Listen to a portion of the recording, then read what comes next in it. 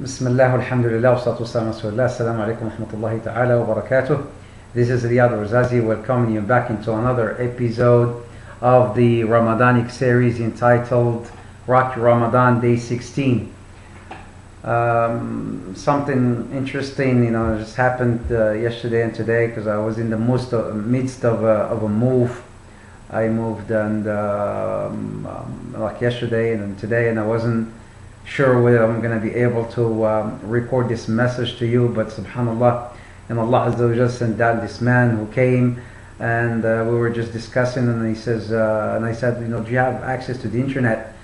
And he said yes, and then subhanallah, here I am, recording from his house. Excuse me. So I'm very pleased again.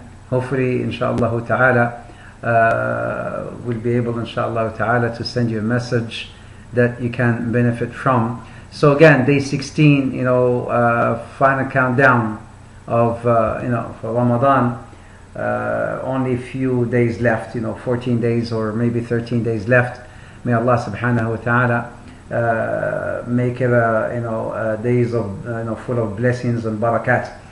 As the there's a lot of questions that come through, and especially these final days regarding zakat.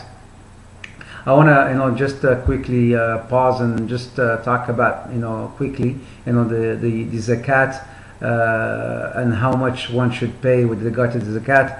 The difference between zakat al-mal and zakat al-fitr. Zakat al-fitr is different from zakat al-mal. Zakat al-mal, the zakat that you pay on your wealth or property, and then you have the zakat al-fitr, which is the one that you pay after before Salat al-Eid, which is for Ramadan, for the people of your household. Here in Canada, it has been calculated to be between $5 to $7, but that is considered to be zakat al-fitr, not to be confused with zakat al-mal. The ruling of zakat al-fitr, it's according to Ahl al-Ilm, it is kind of like a wajib. It has to be paid. It is not fard. It is not the pillar. The pillar, the 5 pillars of Islam. 5 pillars of Islam. The first pillar is La ilaha illallah, shahada, to bear witness that there is no God worthy of worship but Allah subhanahu wa ta'ala. And then the second pillar of Islam is salah, the prayers. And the third pillar of Islam is zakat. So is it zakat al-fitr or zakat al-mal? It is zakat al-mal, not zakat al-fitr. Not the zakat that you pay, before Salat al-Eid, the zakat that you pay in Ramadan, but in fact is the zakat of your wealth. What are the conditions that apply to be eligible to pay the zakat? Well, there are 2 conditions. Number 1, if your wealth, if you have some sort of wealth that has reached the threshold, which is the nisab. What is the nisab? Nisab is an amount equivalent to about 85 grams of gold or 490 something of silver. So if you have an amount, which is 20 مثقالا من ذهب, 20 مثقال from dhahab, from gold, which is equivalent to about 85 grams of gold. If you were to do the calculation today, it will be about 1,500, let's say, Canadian dollars. Just do the math of how much 85 grams of gold would cost in your currency. So let's say if it's $1,500. If it's $1,500, okay, and that $1,500 has, this is first condition. Second condition, it has to make 1 full lunar calendar. 1 full lunar calendar. So if these 2 conditions are met, then you have to pay zakat. How much you have to pay? You have to pay 2.5% of that, of that money. Do I have to pay, zakat on my income? La. You pay zakat on the saving. Let's say you have some savings, and that savings has reached the nisab. So anything above $1,500, anything above $1,500, if it has made 1 full lunar calendar, you have to pay 2.5% of it. So off of every $1,000, you pay $25. It goes out for zakat, and it goes out to the poor and the needy. Do I have to pay zakat on my house? La, you don't pay zakat on your house. Do you have to pay zakat on your car? No, you don't have to pay zakat for your car. But let's say you have a house which you're renting out. I'm renting out this house for, let's say, $1,500 a month. All right. So you take that money and then you put it in saving. So if that money, let's say 1,500 and up, has made one full lunar calendar, then you pay zakat on that money. You don't pay zakat on the rental property, but you pay zakat on the income that you get from that zakat from the rental property. All right. So let's say we have I have a car, a rental car. Do I pay zakat on all the cars that I have? No, you don't pay zakat on all the cars that you have, but you pay zakat on the income that you get from renting those cars. Okay, and then you apply this particular rule to to things like if you're in business, rental business, cars, houses, and whatnot.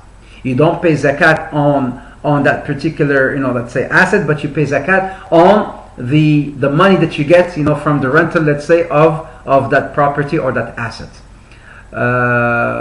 And likewise, and then like I said, the number one is it has to meet the threshold, which is 85 grams of gold, which is about, let's say, $1,500, and then it has to make one full lunar calendar. A question is, if let's say, well, now that's in Ramadan, because the best time to pay this zakat is in Ramadan. Why? Because one full lunar calendar. So from this Ramadan 2000, let's say 10 to Ramadan 2011.